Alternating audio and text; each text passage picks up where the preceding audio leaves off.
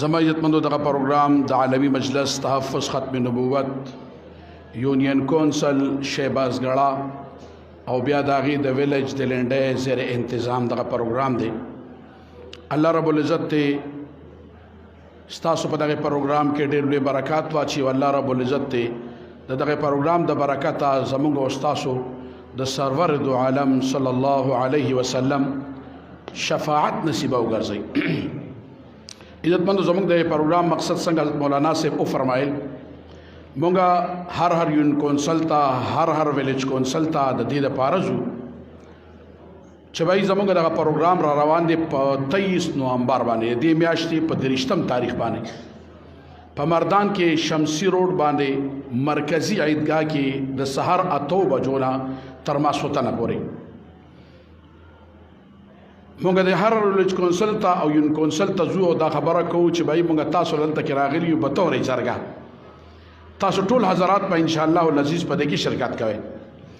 بیا زموږ د دغه پروګرام څه مقصد دی چې دا دونه غټ پروګرام مونږ کوو د ضلع په سطح باندې او لوی لوی علما کرام د پاکستان د ګډ نه تشریف راوړي او دغه مسلمانانو رونو ته هم دغه تکلیف ورکوو چې وایي خامخا تاسو دې پروګرام لراشه او پورا ورځ هغې هلته ناست دي.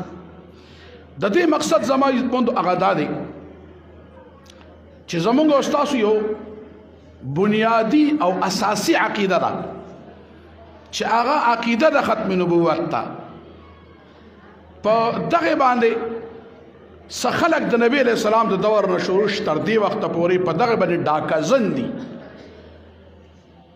دغه عظیم منصب د حضور نبی کریم صلی الله علیه وسلم په هغې کې زما عزتمندو ډاکه لګولې ده.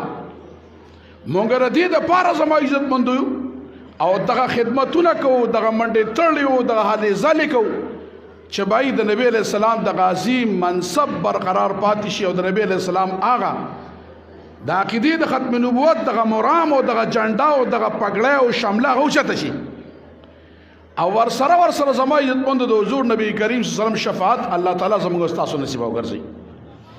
عزتمندو دا خبره دونه اهمه ده او دونه بنیادی خبره ده چې په هر دور کې چې حضور نبی کریم صلی الله علیه وسلم په دور کې هم که مثلا دغه عقیده د ختم نبوت باندې یو سړی ډاکه شوی دی حضور نبی کریم صلی الله علیه وسلم په خپله باندې بنفس نفیس د هغې دپاره تشکیل کړی دی او صحابي چې کوم دی لیږلی دی او د هغه کار یې تمام کړی دی او هغه ټیم کې بردار کړی دی. لکه مثلا زه تاسو له زما عزتمندو مثال دا درکمه د حضور نبی کریم صلی الله علیه وسلم په دور کې اسود عنسی یو کافر او مرتد هغه راپاڅېده او د نبی کریم صلی الله علیه وسلم نه بعد د نبوت دعوه وکړه او دا ستاسو په علم کې زما عزتمندو چې عقیده د ختم نبوت دا ده چې زمونږ او ستاسو دا عقیده ده چې د حضور نبی کریم صلی الله علیه وسلم نه بعد دنیا ته من حیث النبی بل نبی راتلون کې نشتري که یو سړی را لګي او هغه په خپله ناپاکه ژبه باندې د نبوت دعوه کوي نو زموږ د علماو د مفتیانو حضراتو ټولو مسلمانانو زما عزتمندو دغه متفقه فیصله را او اجماع ده چې دغه سړی مرتد دی زندګ دی کافر دی. نو زما عزتمندو نبی علیہ السلام په دور کې هم اسود عنسی راپاڅېدلی او د نبوت دعوه یې کړې ده. حضور نبی کریم صلی الله علیه وسلم په خپله باندې د فیروز دیلمي رضی الله عنه تشکیل کړی دی او هغه سړی مردار کړی دی. د نبی کریم صلی الله علیه وسلم نه بعد زما عزتمندو خلیفه اول صدیق اکبر رضی الله تعالی عنه د هغې په وخت کې هم بلکې دا د حضور نبی کریم صلی الله علیه وسلم په آخري وخت کې هم زما عزتمندو مسیلمه کذاب د نبوت دعوه وکړه او بکر صدیق رضی الله تعالی عنه زما عزتمندو یو لشکر تشکیل کړ چې هر کله هغې دا محسوسه کړه چې دغه یو لشکر د هغې دپاره ناتمام دی دویم لشکر یې تشکیل کړ او چې کله یې محسوسه کړه چې دا دویم لشکر هم هغه ناتمام دی دریم لشکر یې تشکیل کړ او زما عزتمندو یو معرکة العراء جنگ شوی دی د امامې په میدان باندې.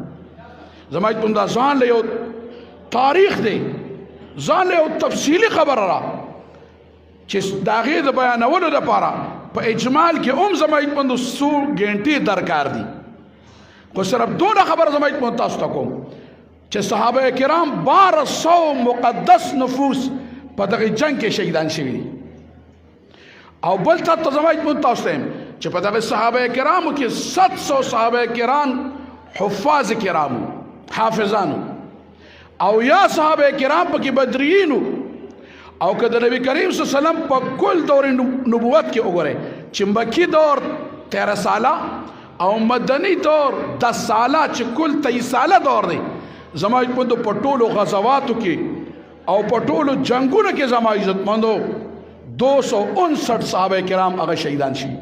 خو بل طرف ته دغه یو جنگ د تحفظ د عقیدې د ختم نبوت لپاره چې کوم شوی دی زما عزتمندو 1200 صحابه کرام پکې شهیدان شي. د دې اهمیت تاسو دې نه معلومه وي. د دې نه علاوه زما عزتمندو بیا ورپسې چې کله د 1800 په اوایلو کې انګریز کله وکتل انګریز کله راغی وی کتل چېرې د مسلمانانو له خو موږ شکست ورنکړو. شاه اسماعیل شهید رحمت الله علیه سید احمد شهید رحمت الله علیه په پاکستان کې زما عزتمندو او دا به ووایم چې په بر صغیر پاک و هند کې مسلمانانو کې داسې یو روح واچو او داسې یو جذبه پکې واچوله چې باوجود د دون وسایلو انګریز زما عزتمندو پرې نه ښود بر صغیر پاک و هند کې. بل طرف ته په سودان کې زما عزتمندو شیخ محمد احمد زما عزتمندو خلکو له یو جذبه جهاد ورکړه. انګریز په دې خبره باندې ورسېده چې بای باوجود د دې نه چې موږ سره وسایل دي موږ سره مال دي موږ سره دولت دي موږ سره ډېر لویه ټکنالوژي ده د هغې نه باوجود موږ د مسلمان شاه ونه لګوله. دا څه داسې خبره ده؟ د دغې یهود او نصاراو پوهان خلک کېناسته او یو ډېر لوی په هغې باندې اجلاس وشو. په دې خبره باندې زما عزتمندو ورسېل په دې نتیجه باندې دا خبره وکړه چې بای په مسلمانانو کې چې تر څو پورې 2 جذبې موجودي تر هغه وخته پورې موږ مسلمان زیر کولی نشو. یو جذبه د خپل پیغمبر سره د عشق او د محبت ته چې تر څو پورې دې د خپل پیغمبر سره محبت کوي تر هغه وخته پورې موږ مسلمان زیر کولی نشو. دویمه جذبه هغه د جهاد ده چې تر څو پورې چې په مسلمانانو کې جذبه د جهاد پرته ده تر هغه وخته پورې مونږ مسلمان ته شکست نشو ورکولی. او زما عزتمندو دغه خبره ګورئ نه مشته که تاسو وګورئ. مفتی صاحب محترم ډېره تفصیلي خبره تاسو ته وکړه او تقریبا د فلسطین په حوالې سره ټوله خبره وکړه. تاسو وګوره زما عزتمندو د فلسطین نهاد ته مسلمانان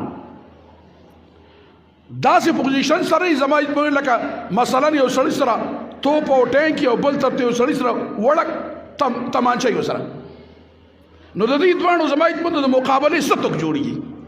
خو د هغې نه باوجود هم زما عزتمندو تاسو ګورئ په دې خبرونو کې په دغه انټرنیټ باندې تاسو ګورئ کم انداز سره لګیا دي هغې جنګي. باقاعده ورته وویل شو چې بھائی د غزه چې کومه پټۍ ده دا تاسو خالي کړئ او ښه ورته پته ده چې اوس دې ټایم کې زموږ د شهادت دی. تاسو یو ویډیو ما وکتله په هغې کې زما عزتمندو ناست دي داسې ماشومان هم دي زنان هم دي او دغه شانتې نارینه هم دي او لګیا دي یو ذکر کې یو ترانې د جهاد وي. درنګ سات له دا د بمباري کېږي خو هغوی هغه خپل ځای پرېږدي نه او هغه ټایم کې د یو کور په یو ګوټ باندې باقاعده بمباري وشوله ګوله پرېوتله او د هغې نه باوجود هم هغې جذبې چې کوم دی هغه پست کېږي نه. دا نن هم الحمدلله دغه جذبه د جهاد په مسلمان کې شته دی. دغه ټایم کې زما عزتمندو انګریزانو دا یو خبره وکړله یهود او نصاراو چې بھائی تر څو پورې مونږ د مسلمانانو د ذهن نه دا خبره ایستې ني تر هغه وخته پورې مونږ په خپل میشن کې کامیابېدی نشو. مونږ په مسلمان باندې سلطنت او حکومت نشو کولی. په هغه ټایم کې زما عزتمندو بیا دیر ولګېل او دا سوچ وکړو چې دا کار به مونږ له داسې یو سړی کوي چې یو نام نهاد کس مونږ پیدا کو په دروغه باندې د نبوت دعوو کې ظاهره خبره چې نبی اسلام نه بعد یو سړی د نبوت دعوه کوي دا په دروغه نو د هغې نظر انتخاب په مرزا غلام قادیاني باندې پرېوته او هغه دې خبره تیار کړ او ډېر لوی جاګیرونه او ډېر مال دولت او ډېر لوی چې کوم دی حساب کتاب یې وله ورکړ او د هغې نه بعد زما عزتمندو هغه په خپله ناپاکه ژبه باندې د نبوت دعوه وکړه او د هغې نه بعد زما عزتمندو بیا تاسو ته پته ده هغوی په خپل میشن کې یو قسم ناکامه دي. الحمدلله زموږ اکابر را پاڅېدل او د هغوی سره مقابله شروع کړه او مقابله یې شروع کړه او داسې مقابله یې وکړه چې بھائی دا سړی مرتد زندیق او کافر دی. د ټولې دنیا د علماو د مفتیانو هغه یو فتوا راغله چې بھائی دا سړی کافر مرتد او زندیق. او زما بندو بیا چې کله پاکستان په وجود کې راغی نو بیا دغه ټیم کې مسلمانانو یو کوشش کړی یو سټرګل یې کړی او ډېر لوی لوی تحریک چلیدلی دي. که تاسو وګورئ زما بندو 53 تحریک چلیدلی ډېر لوی تحریک چلیدلی. د 74 تحریک تاسو وګورئ یو ډېر لوی تحریک چلیدلی. د 53 په تحریک کې زما بندو مسلمانانو د خپلو جانونو نذرانه پیش کړی ده. 10,000 مسلمانان په دغه تحریک کې هغه شهیدان شو. زما بندو یو منصوبه جوړه وه د انګریز طرفه یو منصوبه تیاره شوې وه چې سر ظفر الله خان هغه وزیر خارجه چې کوم دی هغه مقرر شو او د هغه په سرپرستی کې دا کار چلاو. زما عزتمندو او ظاهره خبره چې فوج او پولیس خو د هغوی په قبضه کې وو نو چې کوم ځای کې زما عزتمندو جلسه منعقد کېدله هغوی ته د شوټ ادر څوک عقیده ختم نبوت زنده باد وی او مرزایی یا قادیانی مرداباد وی د هغوی دپاره د شوټ اډر. خو زما عزتمندو الحمدلله د پاکستان عوام مسلمانانو چې کومې جذبې نه کار اخیستی زما عزتمندو په 74 کې هغه بیا ښکاره شوې ده او الله تعالی مسلمانانو له یو عین ورکړي. تاسو وګورئ زما عزتمندو صرف علماو په هغې کې قرباني نه ده ورکړې. علماو خو سرپرستي کوله خو زما عزتمندو که وګورئ تاسو نو زموږ د عام مسلمانانو په هغې کې ډېره زیاته غټه قرباني ورکړې ده. که یو طرف ته علما دي قرباني ورکړې نو بل طرف ته عوامو قرباني ورکړي.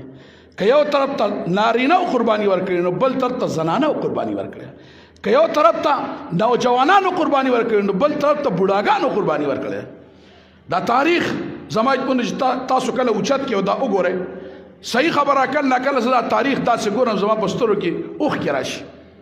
زما په دې بدن باندې یو قسم اختو ودرېږي او زه دا خبره کوم چې دا د حضور نبی کریم صلی الله علیه وسلم یو عظیم اعجاز دی چې د حضور نبی کریم صلی الله علیه وسلم دغه امتیان دغه مسلمانانو څنګه چې کوم دی سر په تلې کې ایښی او څنګه میدان عمل ته وتي.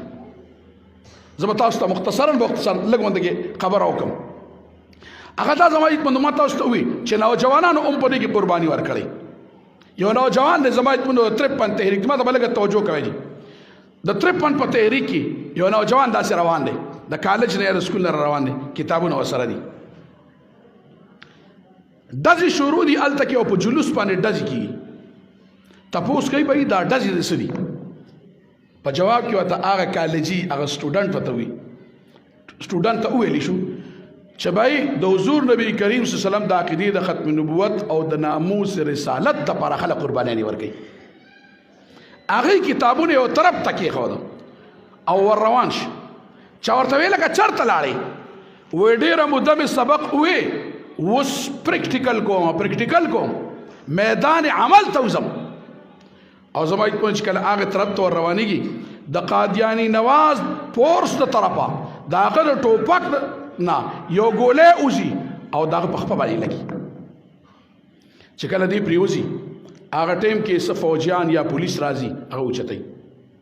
په جواب کې دی یو خبره کوي او ظالمانو تاسو زه په خپه باندې وویشتم عشق مصطفی خو زما په سینه کې پروت دی. په کار دا دی چې تاسو زه په سینه باندې ایشتې وې چې زما دا اړه یخ شوی وي. او زما عزتمندو دا خبره یوازې نه که زه تاسو ته ووایم بوډاګان هم وروستو نه دي پاتې شي ماشومان هم وروستو دا واړه واړه ماشومان ماشاءالله دلته کې ناست دي. الله تعالی دې مجاهدین د عقیدې د ختم نبوت جوړ کړي او د دین سپایان دې الله تعالی جوړ کړي. زما عزتمندو یو بابا روان دی او تاریخ دا خبره لیکلې ده چې د سحر نه تر ماسخوتنه پورې به جلسې جلوسونه هغه چلیدل. عقیده ختم نبوت زنده‌باد نارې به وي. په دغه ټیم کې د مازدیګرې په ټیم کې به لږه وقفه کېدله خلک به لږ کېناسته دغه جلوس لږه چای به وڅښله لږ به دمه شو. په دغه ټیم کې یو بابا روان دی داسې چې کوم ریډ کراس دی او کوم ممنوع علاقه چې دې نه به نه راتېرېږې هغه طرف ته د اتیاو کالو یو بابا روان دی او په خپلو اوږو باندې د 15 کالو ماشوم کېنولی دی. باباجي اواز کوي عقیده ختم نبوت، او دغه ماشوم چې په وګه باندې کم ناست دی نو هغه وایي زنده باد. او چې کله زما په داسې ځي د قادیاني نواز پورس د ټوپک د شپېلۍ نه یو ګولۍ وځي د باباجي په سینه کې پیوست کېږي او پرېوځي، او بله ګولۍ وځي او د هغه 5 کلنیز ماشوم په سینه کې پیوست کېږي او هغه پرېوځي او دواړه شهیدان کېږي. زما په دغه یو 2 کسانو چې شهیدان شو، خو تاریخ دا خبره رقم کړه او ویلې کړه که یو طرف ته د اتیاو کالو یو بابا د عقیدې د ختم نبوت دپاره قرباني ورکولی شي، نو بل طرف ته د 15 کالو یو ماشوم هم هغه قرباني ورکولی شي. زما عزتمندو که زنانه وګورئ د هغې جذبات وګورئ سړی حیران دریان پاتې شي. تاریخ دا خبره هم لیکلې ده. هم د دغې 53 تحریک کې مولانا تاج محمود صاحب جامع مسجد کچهری بازار فیصل آباد کې لګیا دی، سول نافرمانی کوي، په دې باندې پابندي وه، په دې تقریرونو باندې د قادیانیت خلاف بیاناتو باندې پابندي وه، لګیا دی زما انتهایی په جوش او په جذبې سره تقریر کوي، لګیا دی داسې په جومات کې. د جومات دروازې سره سیړی وی، د هغې سره یو زنانه په نقاب کې ولاړه پرده کې دغه بیان اوري، ډېره انتهایی جذباتي شوله او د هغې نه بعد هغې صبر ونه کړی او په غېږ کې ورسره د وړوکې ماشوم دی، پیرودونکي ماشوم دی، قطره ده وړه د کال یا د 8 میاشتو. هغه زما عزتمندو را روانېږي داسې مجمع په منځ کې راځي پرده کې او هغه ماشوم مولانا تاج محمود صاحب ته داسې راولي، مولانا زما کل کائنات په دنیا کې دغه یو ماشوم دی، بد نور هېڅ نشته. دا والا او دا د عقیدې د ختم نبوت او د ناموس رسالت او په عشق مصطفی کې دا قربان کا. چې کله دا خلکو ولیدل دا جذبه، خلک په جړا شو، په چور شو. مولانا تاج محمود صاحب سترګو کې اوښکې راغلې او ارشاد یې وفرمایي چې دغه خور راواړوئ چې لاړه دره نه شي. ورته یې خورې دا بچی دی والا اول لسره به د عقیدې د ختم نبوت دپاره ستا ورور تاج محمود قرباني ورکوي. په خپو کې داسې ماشوم اکلوته بچی یو بچی طارق محمود داغه نوم، د هغې نه بعد به طارق محمود د عقیدې د ختم نبوت دپاره قرباني ورکوي. بیا به دا ټوله مجموعه د عقیدې د ختم نبوت دپاره قرباني ورکوي. که دا ټول شهیدان شو د هغې نه بعد بیا د خپل بچی راوړه نو بیا به یې د عقیدې د ختم نبوت دپاره هغه قربان کړو. زما عزتمندو دا یو تاریخ پروت دی. اوس بس تاسو یو خبره دا م وکړم چې بھائی دا دونه غټې قربانیانې خو یو عشق مصطفی و، د حضور نبی کریم صلی الله علیه وسلم سره عشق او محبت. او دویمه خبره کې تاسو ته یو خبره بله م وکړم، هغه داسې ده چې لږه ډېره جذباتي ده او ډېره زیاته د دغه نه به لږه معیار نه به اوچته وي. خو ځکه تاسو ته وایم هغه ټیم کې خلکو یو قسم په خپلو سترګو باندې جنت لیده او د جنت هورې په هغه ټیم کې یو قسم لیدلې. په دې به تاسو ته هم یو واقعه بیان کړم. شاعر ختم نبوت جناب محمد امین گیلانی صاحب یو سړی تیر شوی دی او ډېر لوی مجاهد و د عقیدې د ختم نبوت. هم د دغې 53 تحریک کې هم ای خپله یو واقعه لیکي چې موږ ګرفتار شوي په دغې مسله کې د عقیدې ختم نبوت په دغې جلسې جلوسونو کې موږ ګرفتار شوي. د شیخوپور نه موږ په یو فوجي ګاډي کې هغه لاهور ته راوستو. عام طور دا قیدیان یو ځای نه بل ځای ته منتقل کوي راوستلي. او هغه ټیم کې موږ ټول چې کوم قیدیان نو موږ عقیده ختم نبوت زنده‌باد چغې والے اور مرزائی مرداباد چغې موږ والے. چې کله د لاهور حدود ته موږ رادک نشو نو هغه ټیم کې یو افسر و د فوج یا د پولیس، هغه ګاډي ودرو او چې کوم مخکې د هغې مشر و د فوج والا یا د پولیس چې چا د فوج دغه راوستل قیدیان ورته وي تا دې ته هدایت نه دي کړی او تا دې ته ویلي نه دي چې په دې ناره باندې پابندي ده او دا نارې به تاسو نه وهئ. په جواب کې ورته وایي چې او چې موږ ورته ویلي دي خو دوی صبرېږي نه او هغه شانتې دا قادیان هغه شی چغې وایي. دی چابي واغسته دروازه کولا وکړه د قیدیانو او ټوپک چې کوم دی هغه دغه نه واغسته دا فوجي نه واغسته او ورته وی دا چې چا وری د عقیده ختم نبوت زنده باد. دغه ټیم کې په ټولو قیدیانو باندې یو سناټه تاریخ خاموش شو. دا کې جناب محمد امین ګیلانی سے پکې اوم دی هغه فرمایي چې دغه ټیم کې هاشمي بن زما جوش وکړو وې زه را مخکې شوم ما ورته چې دا چغه ما والا و چې دا څنګه وي هغه ټیم کې د فوجي نه ټوپک واغسته بولټ پې ووته او داسې ما ته ونیو او ما ته وی چې ته دا چغه یو ځل بیا ووهه ای ته اډر وشوټه وای دا ټیم کې ما وی چې کالی کمبلی والے دا نبی علیہ السلام صفتی نوم دی تورې کمبلی والے کالی کمبلی والے و ټول هغه قیدیان پر سره وی زنده باد. څنګه دا وی دا ټیم کې د دغه فوجي افسر د ټوپک د شپېلې لاندې لاړه سترګې کې اوښکې رالې مخې اخوا واړو او وی واقعي کالی کمبلی والے زنده باد ہے.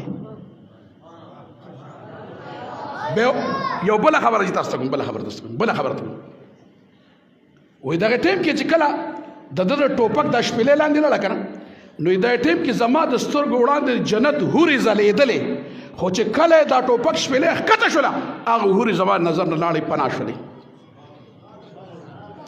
زما عزتمندو یو قسم دی د ارس لیدله داسې خبره نه وه او زه تاسو ته وایم څونه لکه د هغې هم څونه موده وشوله یو قسم خو زه تاسو ته وایم 70 سال د هغې هم وشو خو زه تاسو ته دا انتهایي په ګرانټۍ سره دا خبره وکړم که چېرته داسې حالات شروع شو انشاءالله والعزیز د الله تعالی امداد به موږ او تاسو سره هم دغه شانتي. او یو درخواست تاسو ته کوم چې په 74 کې یو تحریک وچلېد که نه خبره انشاءالله مختصر کوو په 74 کې تحریک وچلېد او الله رب العزت موږ له چې کوم دی یو فتح راکړه په قادیانیت باندې. قادیانی غیر مسلم اقلیت الحمدلله قرار شو د مولانا محمد یوسف بنوري رحمت الله علیه او د مفتی محمود رحمت الله علیه په سرپرستی کې الحمدلله د یو ډېر لوی د پاکستان دغه مسلمانانو بلکې زه به دا وایم چې دا د پاکستان د مسلمانانو کمالو او د ټولو مسلمانانو په دې دستخط کړي. څنګه به کړي ځکه چې د اسمبلی هر فرد په هغې باندې دستخط کړي او تاسو د ټولو علاقو نه هغه منتخب شوي نمایندګان دي.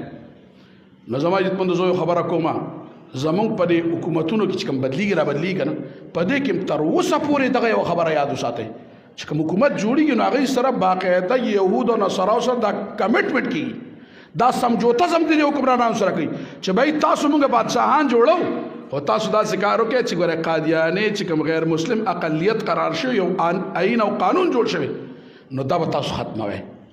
موږ دغه حکمرانانو ته دغه جلسې په وساطت سره دا خبره کوو که چېرته مثال کې طور تاسو بیا غلطي وکړه او دغه آئین او دغه قانون تاسو ختم کو د عقیدې د ختم نبوت دپاره چې زموږ اکابرو کوم پاس کړی نو یو ځلې به بیا دغه مسلمانان د 53 او د 74 دغه تاریخ په یو ځلې بیا دوهراو کی.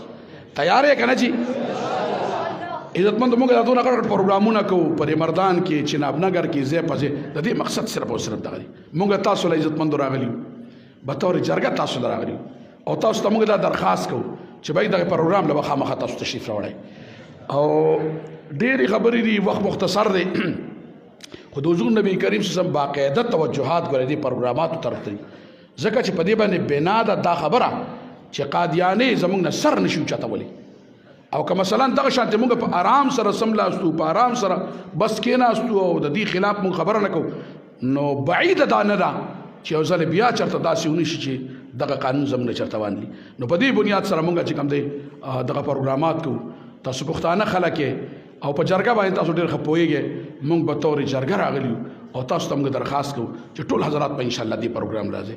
صحیح ده که نه کم حضرات په راځي ارادې وکړئ چې انشاءالله اجتماع به ختمه شوي او تاسو به واپس هم راغلي انشاءالله ټول حضرات په دې کې شرکت کوئ. الله تعالی تاسو ډېر ځای خیر درکړي. د یو څو ماتې ګوډې ما خبرې وکړې الله رب العزت موږ له په دې باندې عمل کولو توفیق نصیب وګرځوي. واخر الدعوانا الحمد لله رب العالمین.